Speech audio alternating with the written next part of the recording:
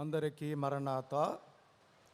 మరి అల్పుడనైనను ప్రేమించి ఇట్టి అవకాశం కల్పించినటువంటి బేతేల్ గృహవాసులకు, ప్రెసిడెంట్ గారికి, అధికారులకు, గవర్నింగ్ బాడీ సభ్యులకు, అలాగే నాతోటి పరిచారకులకు వందన మరణాతలు. అలాగే త్రిత్వ దేవునికి, దైవజనులకు నా వందన మరణాతలు. అలాగుననే చేరి ఉన్నటువంటి సభ అంతటికీ కూడా నా వందన మరణాతలు. ప్రియమైనటువంటి వారలారా, ఈ దినము ప్రకటన గ్రంథము 5వ అధ్యాయము 6వ వచనములో ఉన్నటువంటి ఒక మాటను జ్ఞాపకం చేసుకొని కొద్ది నిమిషాలు ధ్యానము చేసుకుందాం. ప్రకటన గ్రంథం 5వ అధ్యాయం 6వ వచనములో, మరియు సింహాసనమునకును ఆ 4 జీవులకును పెద్దలకును మధ్యను వధింపబడినట్లుండిన గొర్రెపిల్ల నిలిచియుండుట చూచితిని. ఆమేన్. పరిశుద్ధుడా, ప్రేమ కలిగిందేవా, నీ పాదములకు నమస్కారములు.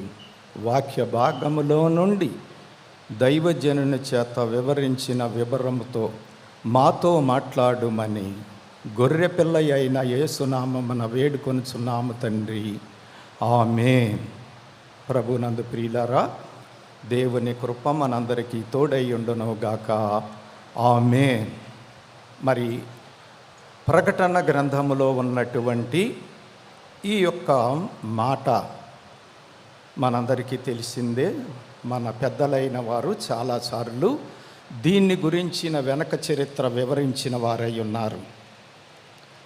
మరి మొదటి అధ్యాయములో ప్రత్యక్షత, 2-3 అధ్యాయాల్లో సంఘములను గురించిన సంగతులు, 4వ అధ్యాయములో పరలోకపు పరిపాలన, 5వ అధ్యాయములో సింహాసనం మీద కూర్చొని ఉన్న వాని చేతిలో ఉన్నటువంటి గ్రంథమును విప్పేవారు ఎవరు అని మరి ప్రకటన చేయబడినప్పుడు ముల్లోకాలు సైలెన్స్ అయిపోయినట్లుగా మన పెద్దలు చెప్పగా విన్నాం.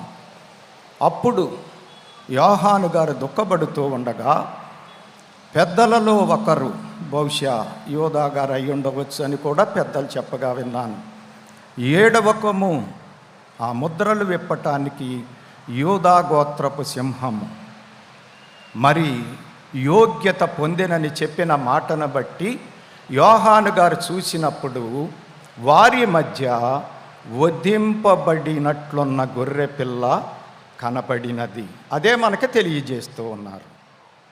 కాబట్టి ఈ వధింపబడినటువంటి గొర్రెపిల్ల యేసుక్రీస్తు ప్రభువారి అని మనందరికీ తెలిసిన విషయమే.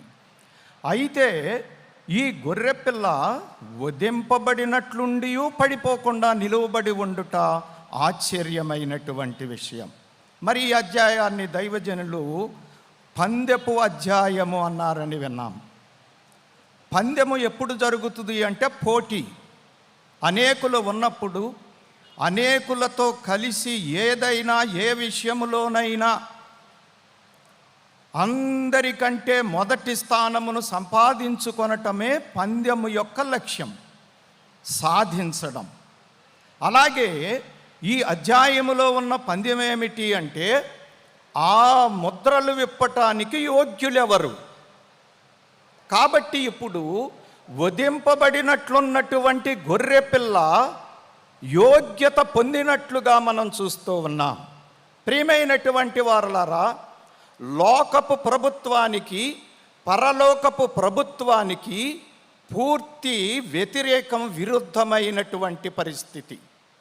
సాధారణంగా ఈ లోకములో ఎవరు దేనిలో ఎక్కువైతే ఆ పోటీలో వారు గెలిచినట్లుగా చెబుతారు. కానీ పరలోకపు ప్రభుత్వములో బైబిల్ను బట్టి మనం అర్థం చేసుకోగలిగితే ఎవరు ఎంత పోగొట్టుకుంటే అంత గొప్పవారుగా ఎంచబడతారు. అందుకే వధింపబడుట, వధ. వదలేకపోతే వధువు లేదు, వధను బట్టే వరుడు తయారయ్యారు. కాబట్టి ఈ వధతోనే అంతా కూడా నిర్ణయించబడింది. అందుకే మరి ఈ యొక్క ప్రసంగానికి మూలము దైవజనులు 16/8/16వ తారీఖు 9వ నెల 82వ సంవత్సరంలో 18/9/82వ సంవత్సరంలో గుంటూరులో ఆత్మీయ రీతిగా మాట్లాడినటువంటి మాటే ఈ ప్రసంగానికి మూలం. ప్రియమైన వారలారా, ఆ దైవజనులు మన దైవజనులు ఆ రోజు చెప్పిన సంగతులే మీకు కొంచెంగా జ్ఞాపకం చేస్తాను నేను. కాబట్టి పరలోకపు యొక్క ఉద్దేశం ఏమిటి అంటే, భూలోకములో పోగొట్టుకున్న వారు పరలోకములో సంపాదించుకుంటారు, భూలోకములో సంపాదించుకున్న వారు పరలోకములో పోగొట్టుకుంటారు. అందుకే గొర్రెపిల్ల యొక్క వధయాగము, ఈ వర్తమానం పేరేంటి అంటే గొర్రెపిల్ల యొక్క వధయాగము అంటే బలియాగము. బలి లేకుండా బలుపు లేదు, బలము లేదు, బ్రతుకు లేదు, అంటే జీవము లేదు. అందుకోసమే యేసుక్రీస్తు ప్రభువారిని తండ్రి ఈ లోకమునకు ఎందుకు పంపించారు అంటే వధింపబడటానికే పంపించారు. అలాగూ వధింపబడినటువంటి యేసయ్యను బట్టే తండ్రి యొక్క చిత్తమంతా కూడా నెరవేరినది. వధింపబడకపోతే రక్షణ మహాసంకల్పన నెరవేరదు. అలాగూ వధింపబడినటువంటి గొర్రెపిల్ల కోరుకునేది ఏమిటి అంటే, ఆయనను వెంబడించే వారందరూ కూడా వధింపబడిన వారై ఉండాలి, అంటే బలియాగము చేసేవారై ఉండాలి, పోగొట్టుకుంటానికి ఇష్టమైనటువంటి వారుగా ఉండాలి. అందుకోసమే పాత నిబంధన కాలమంతా కూడా బలియాగముతోనే నడుచుకుంటా వచ్చింది. ఏనాడైతే ఆదాము అవ్వలైనటువంటి వారు దేవుని ఆజ్ఞను అతిక్రమించి పాపములో పడ్డారో అప్పటి నుంచి బలియాగం మొదలైనది. మరి ఈ వర్తమానములో 3 విషయాలు. మొట్టమొదటిది వధింపబడిన గొర్రెపిల్ల. కొరింథీయులకు రాసిన మొదటి పత్రిక 5వ అధ్యాయము 7వ వచనము. రెండవది వధింపబడినట్లున్న గొర్రెపిల్ల, ప్రకటన గ్రంథం 5వ అధ్యాయము 6వ వచనము. మూడవది వధకు సిద్ధమైన గొర్రెపిల్ల, రోమాపత్రిక 3వ అధ్యాయము 36వ వచనము. పాత నిబంధనలో 44వ కీర్తన 22వ చరణము. ఈ 3 విషయాలను కొద్ది నిమిషాలు మన సమయాన్ని బట్టి ధ్యానం చేసుకుందాం. మొదటిది వధింపబడిన గొర్రెపిల్ల.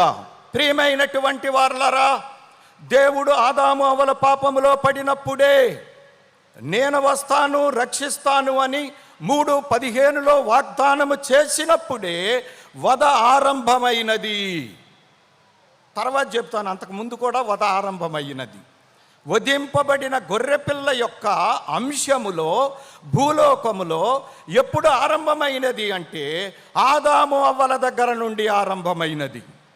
మరి ఆదికాండము 3వ అధ్యాయము 21వ వచనములో మనము చూసినప్పుడు ఆదాము అవ్వల కొరకు వధింపబడిన గొర్రెపిల్ల చర్మపు సొక్కాయిలు చేసి యెహోవా వారికి తొడిగించారు. పాపమును బట్టి దిగంబరత్వం, మహిమ వస్త్రం పోయింది, దిగంబరత్వం వచ్చింది. ఆ దిగంబరత్వం కప్పుకుంటానికి మతాలు అనేటువంటి ఆకులు ఎన్ని చుట్టుకున్నా దిగంబరత్వము కప్పబడటం లేదు. అందుకోసమే దేవుడు గొర్రెపిల్లను వధించి ఆ గొర్రెపు చర్మంతో సొక్కాలు చేయించి వారికి ధరింపజేశారు. ఎవరికి కనబడని బలి అన్నారు దైవజనులు. అది ఆదాము గారు చూస్తున్నారు. బలి వేసినటువంటి ఆయనకే కనబడినది, బలి అయినటువంటి ఈయనకే కనబడినది. ప్రతి బలియాగములో కూడా యేసు ప్రభు వారి యొక్క రూపము ఉన్నది, గుర్తు ఉన్నది, సాదృశ్యము ఉన్నది. ఆయన సాదృశ్యం గుర్తు లేకపోతే విమోచన జరగదు. అందుకోసమే ప్రియమైనటువంటి వారలారా, ఆదాము అవ్వల కొరకు, ఆది మానవుల కొరకు వధింపబడిన గొర్రెపిల్ల. రెండవది ఇశ్రాయేలు జనాంగము కొరకు వధింపబడిన గొర్రెపిల్ల. నిర్గమకాండం 12వ అధ్యాయం 7వ వచనం మనందరికీ తెలిసినదే. జ్యేష్ఠులు హతము కాకుండా వధింపబడిన గొర్రెపిల్ల. వారు ఐగుప్తు నుంచి ఆ పస్కా గొర్రెపిల్ల వధించిన రక్తమును బట్టి నశించకుండా ప్రయాణమై బయటికి వచ్చి వేసినారు.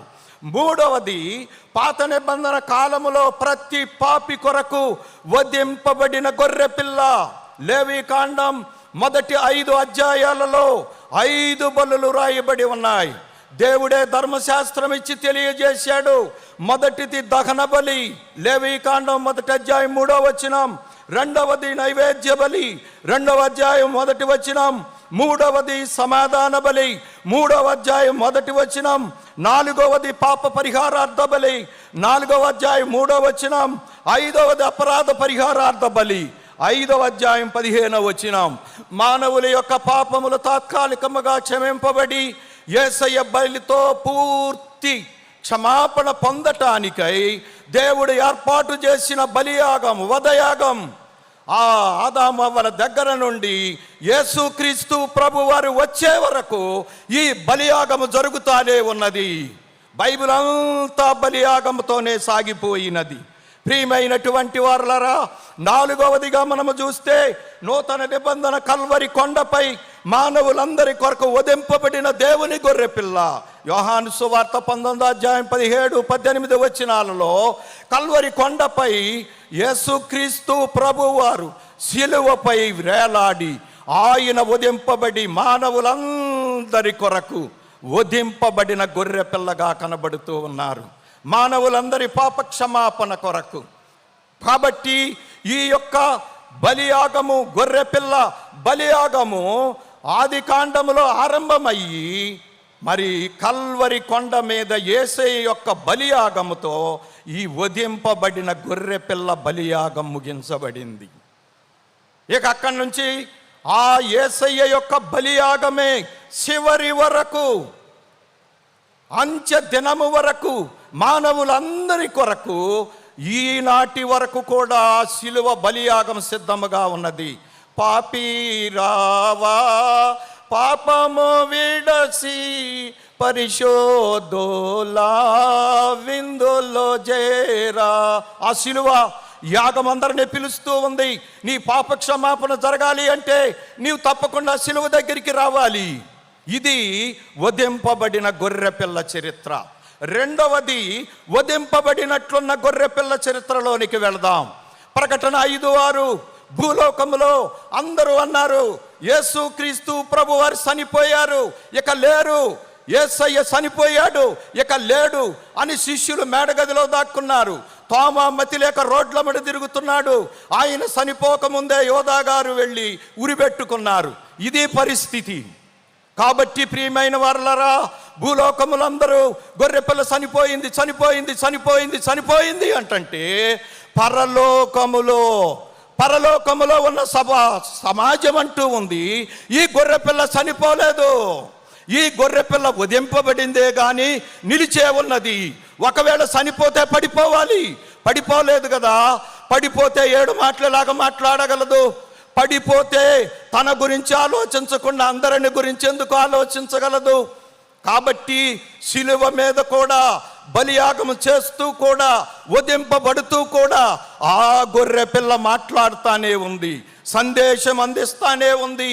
మొదటిగా అందరిని క్షమాపణ, రెండవది పక్కనున్న ఆయనకి అభయం ఇచ్చి మోక్షానికి తీసుకుపోవటం, తల్లికి ఆదరణ కలిగించటం, అలాగే దేవా ఎందుకు నన్ను విడిచావు అని తండ్రితో మాట్లాడటం, నేను దప్పికొనుచున్నాను అని చెప్పి తన బాధను, తన యొక్క దప్పిక, అది బాధ కాదండి, అందరి వలన ఆయనకు కలిగేటువంటి వేదన. ఆరవదిగా సమాప్తం, అంత సమస్తము సక్రమముగా బలియాగం వధయాగం ఖచ్చితంగా తండ్రి కోరుకున్న విధముగా సమాప్తం చేసేసాను. ఇదిగో నా ఆత్మను నీకు అప్పగిస్తున్నాను. చనిపోయిందా ఈ గొర్రెపిల్ల? పడిపోయిందా ఈ గొర్రెపిల్ల? ప్రాణం పోగొట్టుకున్నదా ఈ గొర్రెపిల్ల? భూలోక పరిధిలో ప్రాణం పోయింది అంటున్నారు కానీ పరలోకపు పరిధిలో జీవించే ఉంది. కాబట్టి ఈ ఉదయింపబడినట్లున్న గొర్రెపిల్ల నిలబడే ఉంది. చూడండి, అనాది కాలము నుండి అనంత కాలము వరకు ఈ గొర్రెపిల్ల నిలబడే ఉంటుంది. పేతురు గారు రాసిన మొదటి పత్రిక మొదటి అధ్యాయము 20-21 వచనాలలో ఆయన అనాది కాలమందే నియమింపబడెను, కడవరి కాలమందు ప్రత్యక్షమాయను. హెబ్రీ పత్రిక 9వ అధ్యాయం 26వ వచనము నుండి 10వ అధ్యాయం 18వ వచనము వరకు ఆయన ఈ యొక్క బలియాగమును ఒక్కసారి కడవరి కాలములో చేసి ముగించి వేశారు. కాబట్టి అనాది కాలము నుండి అనంత కాలము వరకు ఈ గొర్రెపిల్ల వధయాగం నిలువబడే ఉంది. ఎందుకంటే ఆయన నిలువబడి ఉన్నారే కాబట్టి ఆ వధయాగమును బట్టి ఆనాటి నుంచి ఈనాటి వరకు అందరూ రక్షణ పొందుతూనే ఉన్నారు. ఎవరు ఎప్పుడు ప్రభు దగ్గరికి వస్తే, సిలువ దగ్గరికి వస్తే అప్పుడే వారి జీవితములో ఈ వధయాగము నెరవేరుతూ ఉన్నది. కాబట్టి ఇది యేసయ్య నిలబడే ఉన్నారు, ఆయన పడిపోరు. రెండవదిగా మనము చూస్తే బైబిల్ మిషన్ ఎన్ని తుఫానులు విమర్శలు ఉన్నా నిలిచే ఉంటుంది. అందరూ ఎన్ని విధములుగా ఏమి చేయాలనుకున్నా బైబిల్ మిషన్ లేకుండా పోదు. ఎందుకంటే బైబిల్ నిలిచే ఉంటుంది, బైబిల్ మిషన్ నిలిచే ఉంటుంది. ఎన్ని హెచ్చుతగ్గులు వచ్చినా, ఎందరూ ఎన్ని పన్నాగములు బండినా, ఎన్ని రకాలైనటువంటి ప్రయత్నాలు చేసిన బైబిల్ మిషన్ లేకుండా ఎవరు చేయలేరు. చాలామంది బైబిల్ లేకుండా చేయాలని ప్రయత్నాలు చేశారు, వారు వెళ్ళిపోయారు. కానీ బైబిల్ ఉంది. బైబిల్ మిషను లేకుండా పోతుంది అనుకున్నారట. అయ్యగారు ప్రభు దగ్గరికి వెళ్ళినప్పుడు నిలిచే ఉంది. నేటి వరకు ఈ సభలే, ఈ మహోత్సవాలే మనకు రుజువులు. ఏ కాలము వరకైనా నిలిచే ఉంటుంది. కాబట్టి బైబిల్ మిషన్కు ఎన్ని వ్యతిరేకతలు, ఏ విధమైనటువంటి ప్రభుత్వాలైనా ఎవరైనా ఈ భూలోక సంబంధమైన వారు ఎవరు ఎన్ని ప్రయత్నాలు చేసినా బైబిల్ మిషన్ నిలిచే ఉంటుంది. చూడండి, యెషయా గ్రంథము 2వ అధ్యాయము 2-3 వచనాలు, అంచె దినమున ఎత్తబడేది.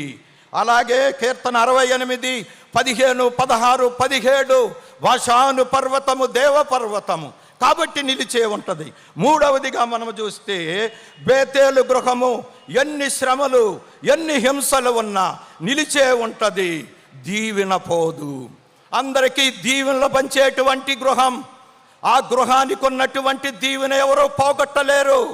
ఆ గృహము యొక్క దీవెనే మనందరికీ సరఫరా చేయబడుతూ ఉంది. అందుకే దైవజనులు బేతేలు గృహము కొరకు 1 నిమిషం ప్రార్థన చేయండి అని తెలియజేసిన వారై ఉన్నారు. కాబట్టి ప్రియమైన వారలారా, బేతేలు గృహాన్ని గురించి నేను ఎక్కువగా మీ అందరికీ చెప్పక్కర్లేదు, మనమందరము ఎరిగినదే, కళ్ళారా చూస్తూ ఉన్నదే. కాబట్టి ఆ యొక్క బేతేలు గృహము కూడా ఎప్పుడు నిలిచే ఉంటుంది. అందరూ ఎన్ని ప్రయత్నాలు చేసినా బేతేలు గృహమును ఏమీ చేయలేరు. చూడండి, మత్తయి సువార్త 10వ అధ్యాయము 40-41 వచనాలు, నీతిమంతుని చేర్చుకొనుటను బట్టి, అలాగే ప్రవక్తను చేర్చుకొనుటను బట్టి ఆ యొక్క గొప్పతనము ఆ గృహమునకు. ప్రియమైన వారలారా, చాలామంది అనుకుంటున్నారు బైబిల్ మిషన్కు ఏమీ లేని కాలములో, బైబిల్ మిషన్ చిన్నగా ఉన్న కాలములో ఎవరు బైబిల్ మిషన్కు ఆశ్రయం ఇచ్చారు? వృద్ధాప్యములో ఉన్న దైవజనునికి ఎవరు ఆశ్రయం ఇచ్చారు? ఇప్పుడు వచ్చి మేము అది గొప్ప, ఇది గొప్ప అంటే అది ఎంతవరకు న్యాయం? ప్రేమైనటువంటి వారులారా, 4వదిగా మనము చూస్తే బైబిల్ మిషన్ వారు ఎన్ని వ్యతిరేకతలు, ఆటంకములు ఉన్నా నిలిచే ఉంటారు. ఒక్కొక్క బైబిల్ మిషన్ సేవకుడు, ఒక్కొక్క బైబిల్ మిషన్ విశ్వాసి, ఒక్కొక్క ఉదింపబడినట్లున్న గొర్రెపిల్ల. వారు ఎక్కడ ఉంటే అక్కడ ఎన్ని అడ్డులు, ఆటంకాలు ఉన్నా సరే వారు నిలిచే ఉంటారు. మనం వింటూ ఉన్నాం, ఆయా రాష్ట్రాలలో, ఆయా పట్టణాలలో, ఆయా గ్రామాల్లో వ్యతిరేకతలు, మందిరాలు కట్టనివ్వరు, స్థలాలను కొననివ్వరు, కడతంటే ఆటంకాలు, సంఘాల మీద దాడులు ఎన్ని చేసినా కానీ మందిరాలు కట్టడం ఆగటం లేదు. మన అధికారులకి ఖాళీయే దొరకటం లేదు మందిరాలు ప్రతిష్ఠ చేయటానికి. ఆగుతుందా? పాకిస్తాన్లో ఎవరైనా క్రైస్తవ సంఘాన్ని స్థాపించగలిగారా? పాకిస్తాన్లో మందిరాలు కట్టగలిగారు. బైబిల్ మిషన్ యొక్క ఘనత, బైబిల్ మిషన్ వారి యొక్క ఘనత, బేతేలు గృహము యొక్క ఘనత. ప్రియమైనటువంటి వారలారా, కాబట్టి బైబిల్ మిషన్ వారు ఎన్ని వ్యతిరేకతలున్నా పని చేస్తానే ఉంటారు. గొర్రె పిల్లలాగా వధింపబడుతూ ఉన్నా నిలిచే ఉంటారు. మన పితరులు, మన పూర్వీకులు అలాగ నిలిచే ఉన్నారు. ఎన్ని శ్రమలైనా, ఎన్ని బాధలైనా, ఎన్ని హింసలైనా వారు నిలబడ్డారు. కాబట్టి బైబిల్ మిషన్ నేటి వరకు నిలబడి ఉన్నది.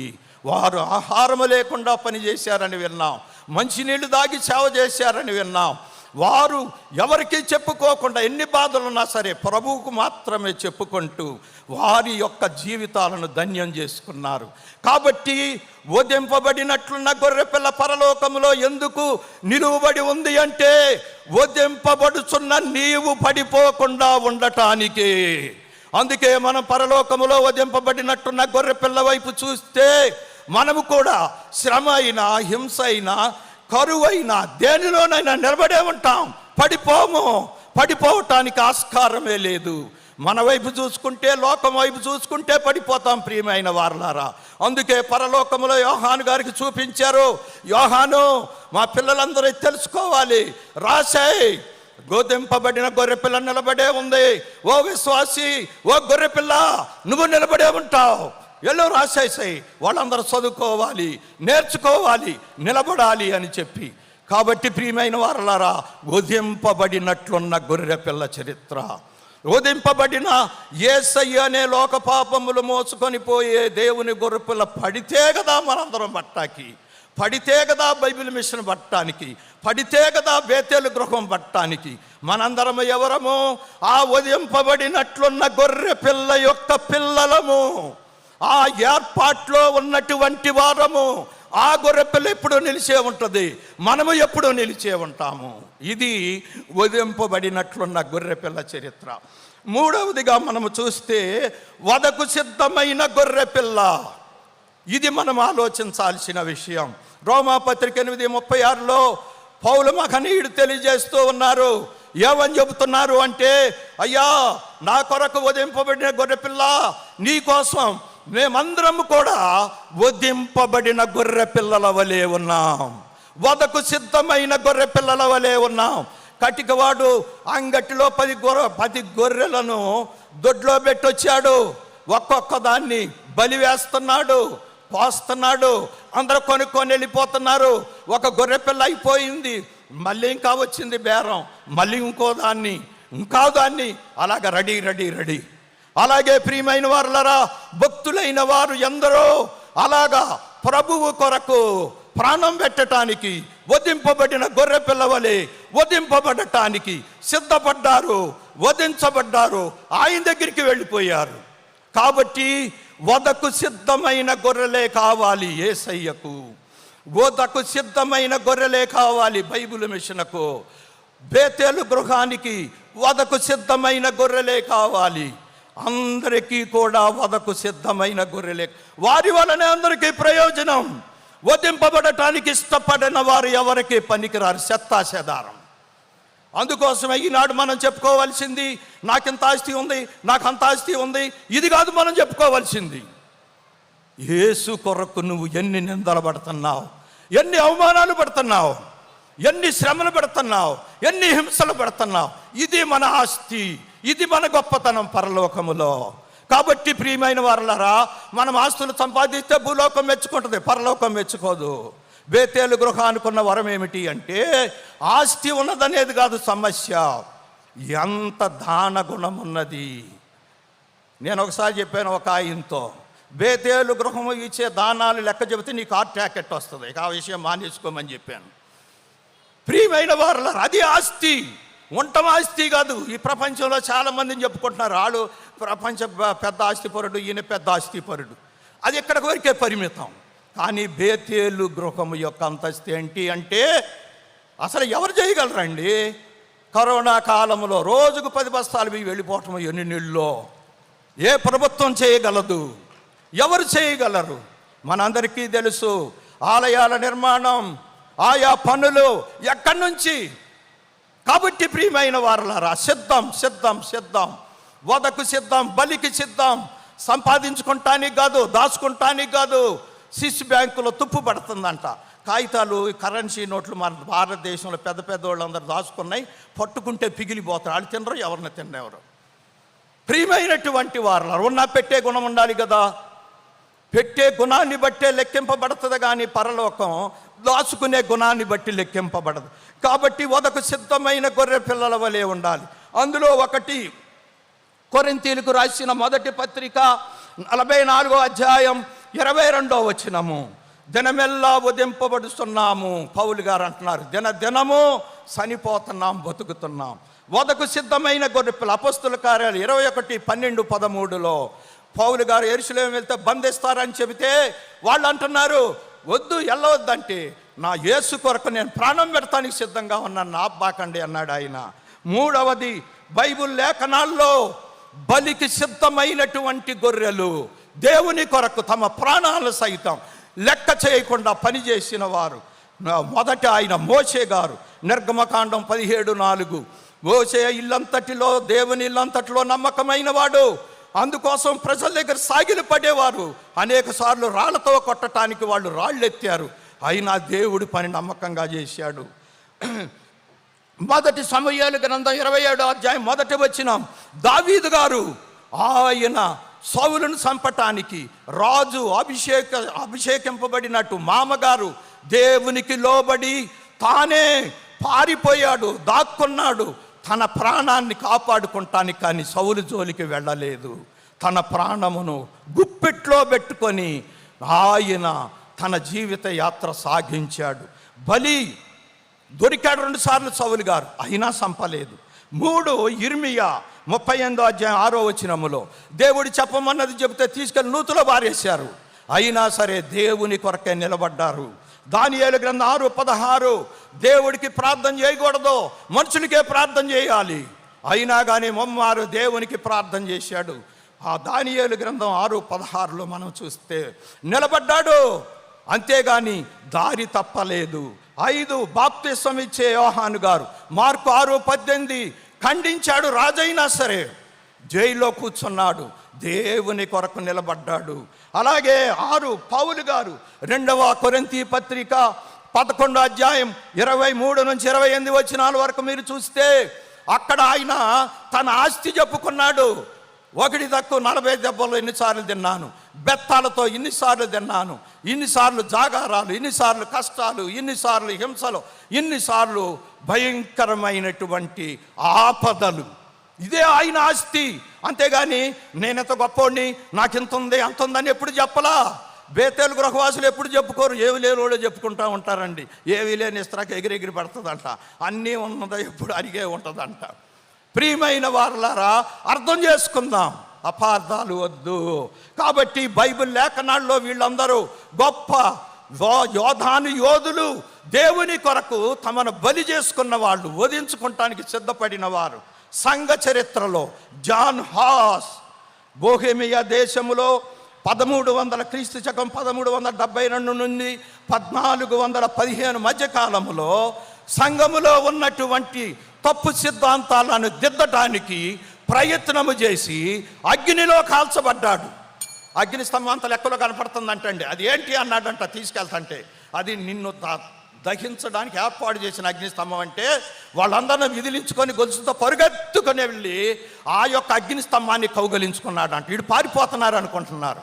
నా ప్రభువు నా కొరకు సిలువలో ప్రాణం పెట్టాడు, నా ప్రభువు కొరకు నాకు ఇలాగ ప్రాణం పెట్టే అవకాశం దొరికిందని చెప్పి. ప్రేమైనటువంటి వారలారా, మార్టిన్ లూథర్ తర్వాత వచ్చారు. మార్టిన్ లూథర్ గారు మనందరికీ తెలిసిందే, ఎదిరించి బైబిల్ను బయటికి తీసుకొచ్చారు.